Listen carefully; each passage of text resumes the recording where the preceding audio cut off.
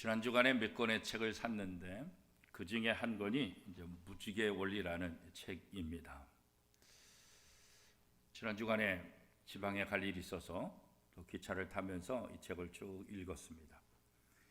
이 책의 내용 중에 한 이야기를 여러분에게 소개하려고 합니다. 미국 뉴저지의 어느 작은 학교 허름한 교실 안에 26명의 아이가 앉아 있었습니다. 이 아이들은 저마다 어두운 과거를 지니고 있었습니다. 어떤 아이는 상습적으로 마약을 복용하기도 했습니다. 어떤 아이는 소년원을 제 집처럼 드나드는 아이들도 있었습니다. 또 어떤 아이는 낙태를 경험하기도 했습니다. 이렇게 26명의 아이들은 어두운 과거로 인해서 소망이 없는 그런 아이들이었습니다. 이들을 어떻게든지 잘 지도하고 싶은 그런 마음에 새로운 교사가 부임하게 되는데 그 새로운 교사의 이름은 베라라는 선생님입니다. 이 베라라는 선생님은 이 26명의 아이들과 처음 만나면서 그들에게 환한 미소를 띄우면서 질문 한 가지를 했습니다. 어떤 질문을 했을까요? 이런 질문입니다.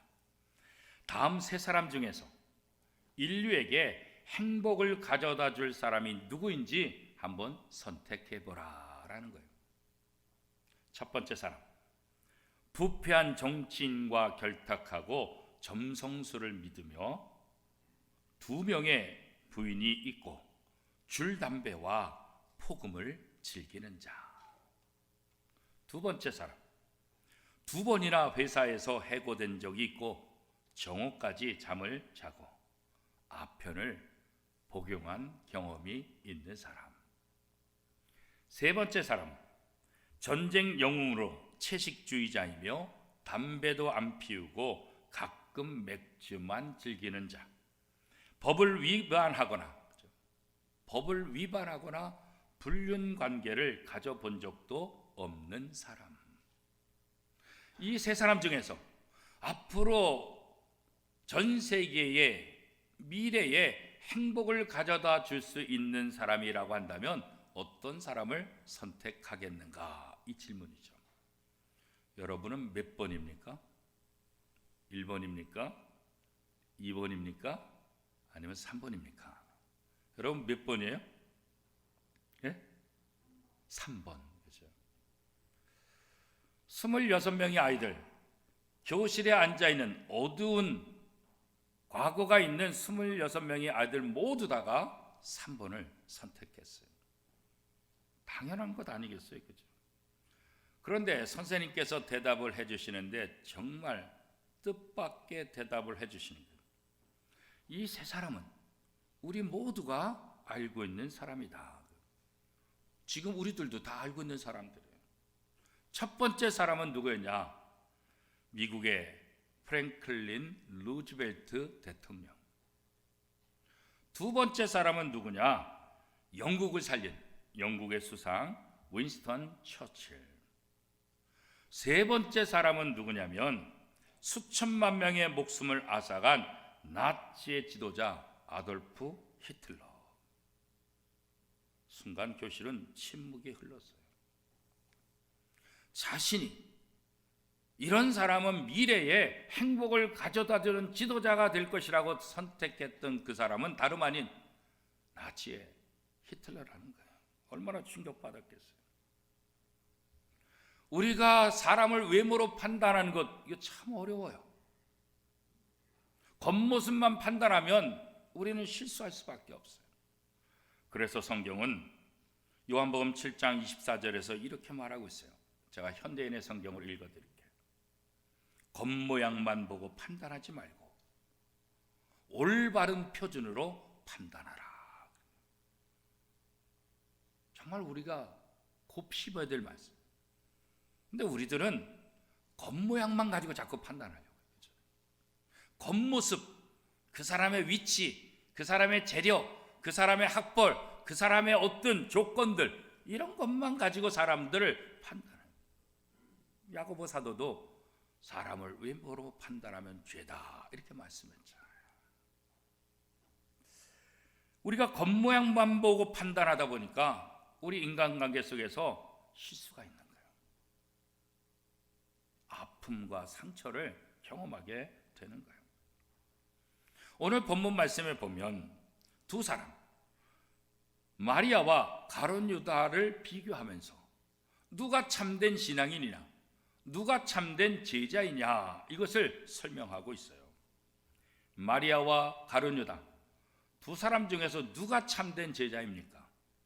겉으로 볼 때는 행실이 안 좋은 여인보다도 예수님의 선택을 받았던 이 가룟 유다, 예수 그리스도의 제자 공동체에서 재정을 맡을 정도로 뛰어난 능력을 갖고 있는 가룟 유다, 이 가룟 유다가 훨씬 더 많은 사람들에게 유익을 끼치고 좋은 신앙인이다, 이렇게 판단할 수 있는 조건을 갖고 있지 않습니까?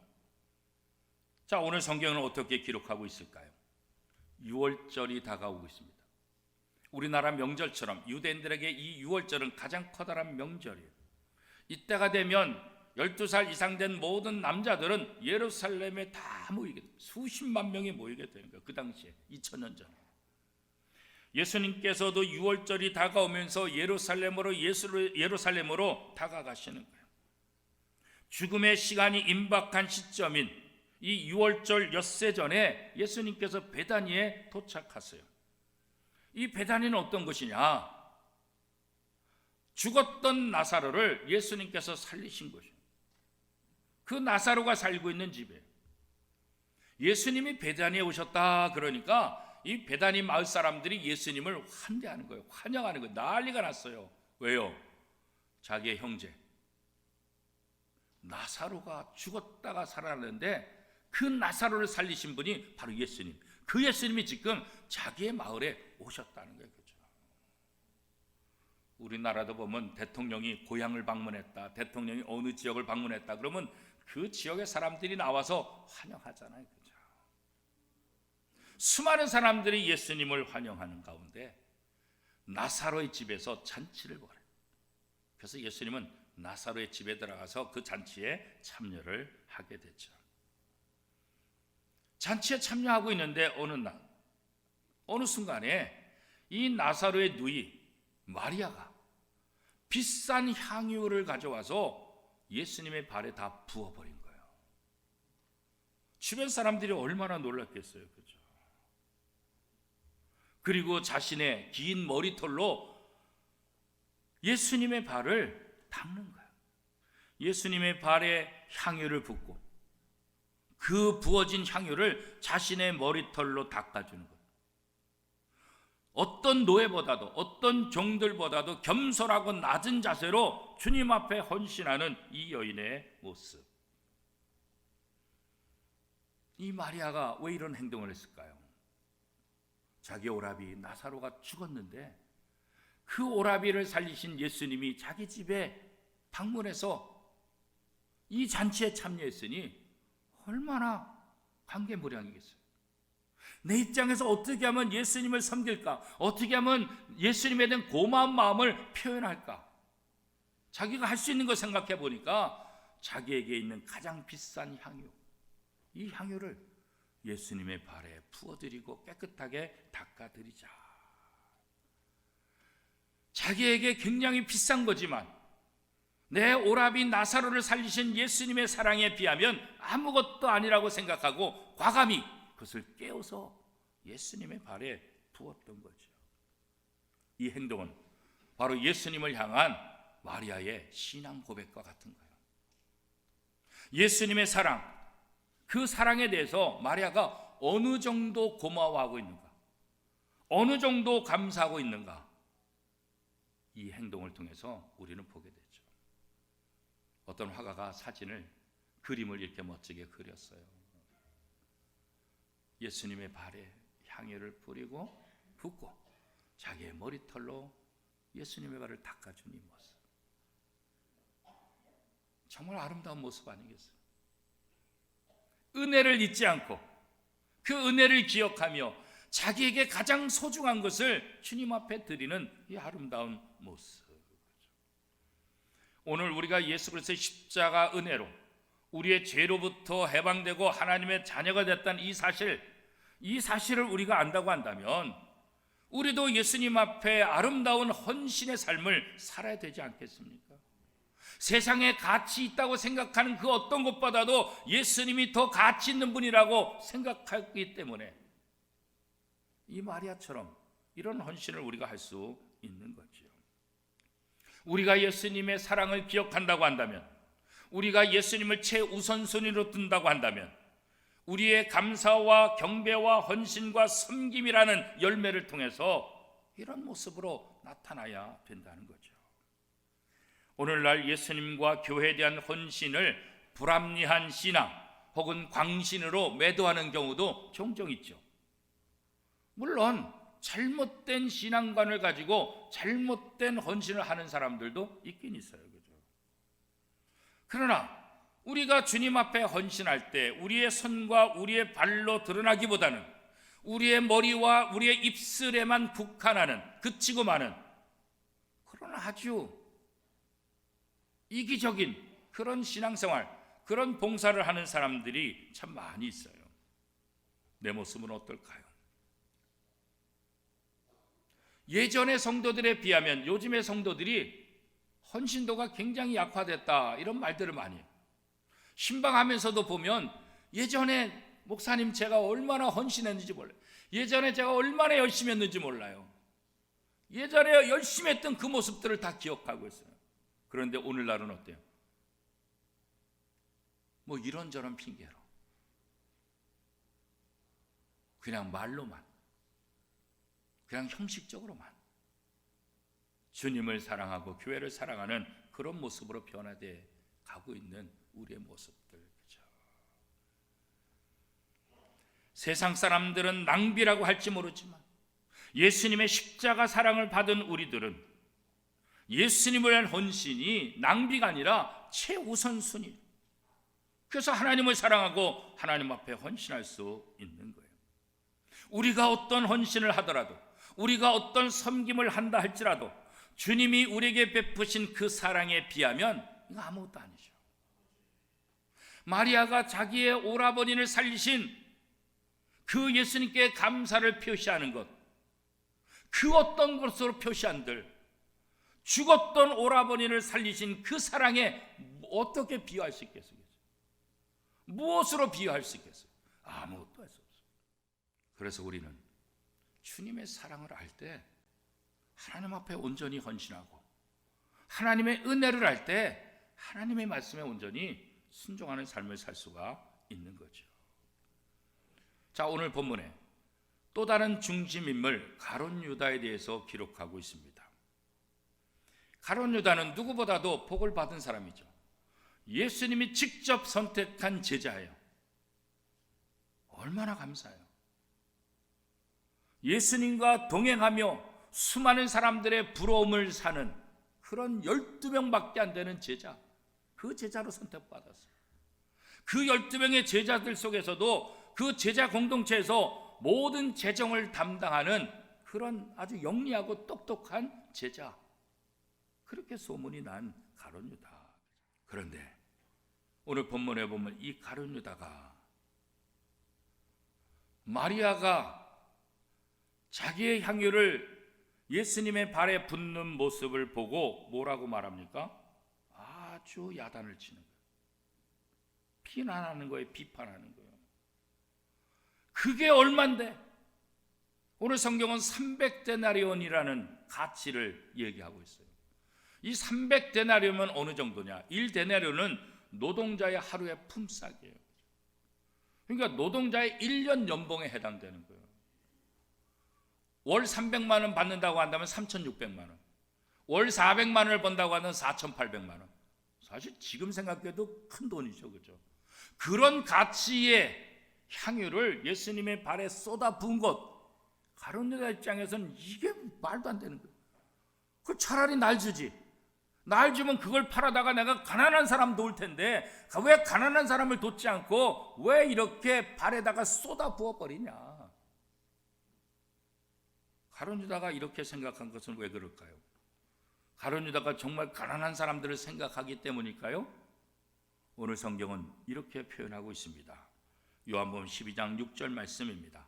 우리 한 목소리로 같이 한번 읽겠습니다. 이렇게 말하면 가난한 자들을 생각함이 아니요 그는 도둑이라 돈꾀를 맞고 거기 넣는 것을 훔쳐 가밀어라. 정말 가난한 사람들을 생각해서 이렇게 말한 게 아니에요. 정말 가난한 사람을 생각한다고 하면 이렇게 말할 수도 없어요.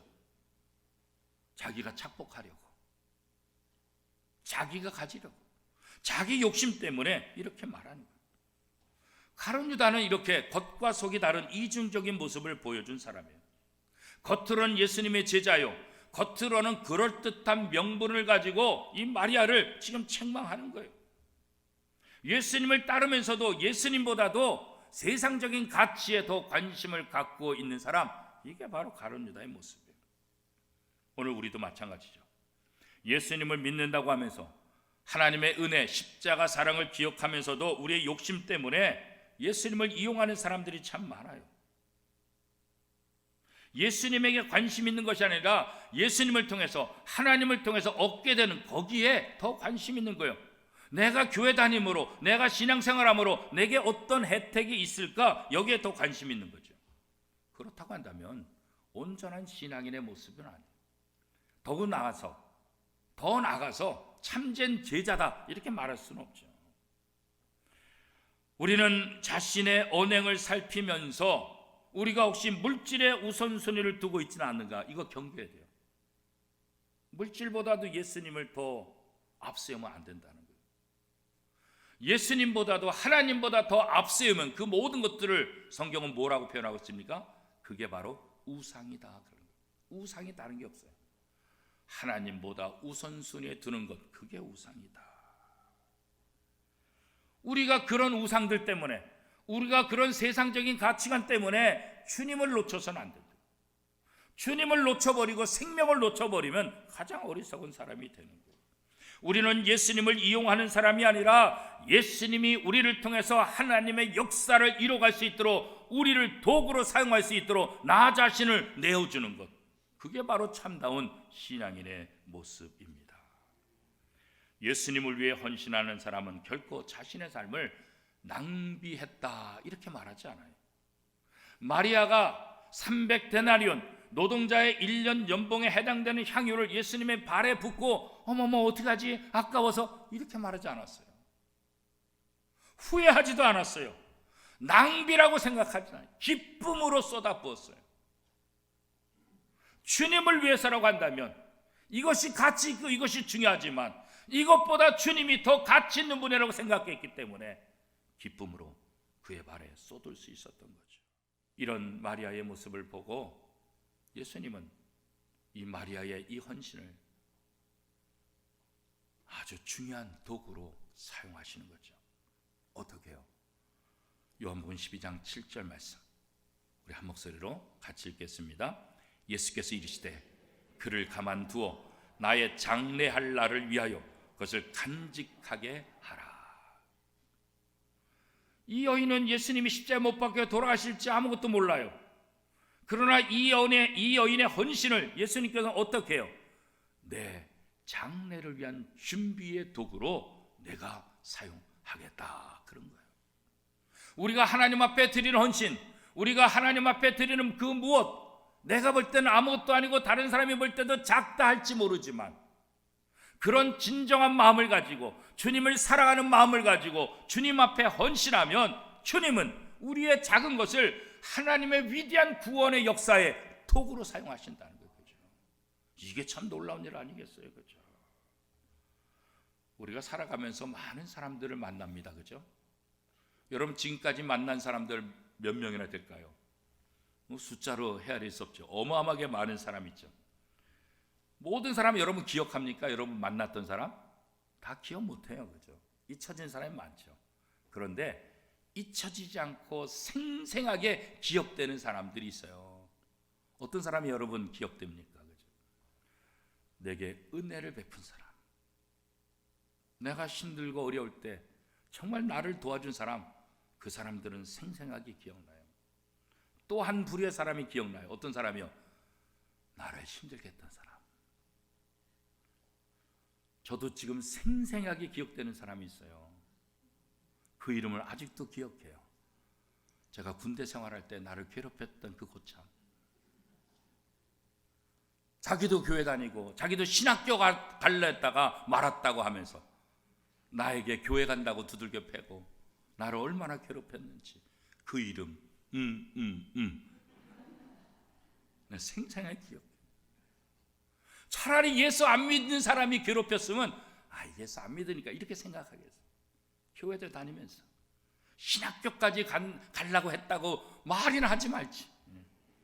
얼마나 괴롭혔는지. 얼마나 괴롭혔는지. 여러분에도 여러분을 괴롭히고 여러분에게 상처를 준 사람들 기억나는 사람 있죠. 여러분에게 사랑을 베풀고 여러분에게 도움을 준 그런 사람들이 기억나시겠죠. 예수님은 오늘 이 마리아의 헌신을 보시면서 뭐라고 말씀하십니까? 마가복음 14장 9절은 이렇게 기록하고 있습니다. 내가 진실로 너에게 이르노니 온 천하에 어디서든지 복음이 전파되는 곳에는 이 여자가 행한 일도 말하여 그를 기억하리라. 예수 그리스도의 복음이 전파되는 곳마다 이 여인의 행동도 알려서 이 여인을 기억하라. 와, 사람이 좋은 모습으로 기억해 주는 것만 해도 감사한데 예수님이 기억해 주시고 예수님의 복음이 전파되는 곳마다 이 여인의 행동도 얘기해서 기억하게 하라. 얼마나 놀라운 은혜요. 가룟 유다는 이 여인을 낭비하는 여인으로 비판하고 야단치고 가난한 사람을 돕지 않는 사람이라고 몰아쳤지만 주님은 이 여인을 낭비했다고 말하지 않아요. 나의 장례를 준비한 사람이다. 이 여인의 헌신을 모든 사람이 기억하게 하라. 그래서 성경이 기록돼서 오늘 우리가 이 여인을 기억하고 있잖아요. 그렇죠? 한편 가룟 유다는 성경은 어떻게 기록하고 있습니까? 그렇죠? 박애 정신으로 가난한 사람을 돕고자 하는 그런 마음으로 포장된 이 거짓, 속으로는 마리아의 헌신을 하찮게 여기며 이 향유의 가치에, 이 향유의 값에 더 관심을 가졌던 이 가룟 유다. 결국 세상의 가치를 중요시 여겼던 이 가룟 유다는 자기의 선생인, 자기의 스승인 예수 그리스도를 은 30에 로마 군병에게 팔아버리는 배신자가 됐잖아요. 구약 성경에 또 이스라엘 역사 가운데 유다라는 이름은 많이 등장합니다. 왜냐하면 유다라는 이름은 아주 명예로운 이름이에요. 대중적인 이름이에요. 유다라는 이름 뜻이 찬양, 이런 의미를 가지고 있어요. 그래서 성경에 유다라는 이름도 굉장히 많이 나와 있습니다. 유대 지파, 이것도 유다의 지파 통해서 나온 것 아니겠어요? 그렇죠? 그런데 성경의 기록에 보면 유독 이 가룟 유다에 대해서 기록할 때는 특이한 점들이 있어요. 마태복음, 마가복음, 누가복음, 이것을 공간복음서라고 그랬잖아요. 이 복음서에 예수 그리스도의 12제자 이름이 다 기록되어 있어요. 그런데 특이한 것은 12제자의 이름을 기록할 때 가룟 유다가 마지막에 꼴찌로 기록되어 있어요. 그런데 꼴찌로만 기록된 것이 아니에요. 이 가룟 유다를 기록할 때는 그냥 기록한 것이 아니라 다른 사람은 뭐 누구의 아들, 누구의 형제 이렇게 기록되어 있잖아요. 그런데 가룟 유다는 뭐라고 소개하는지 아세요? 예수를 판 자 가룟 유다, 이렇게 돼 있어요. 성경은 그렇게 돼 있어요. 한번 확인해 보시겠어요? 마태복음 10장 2절에서 4절까지 말씀입니다.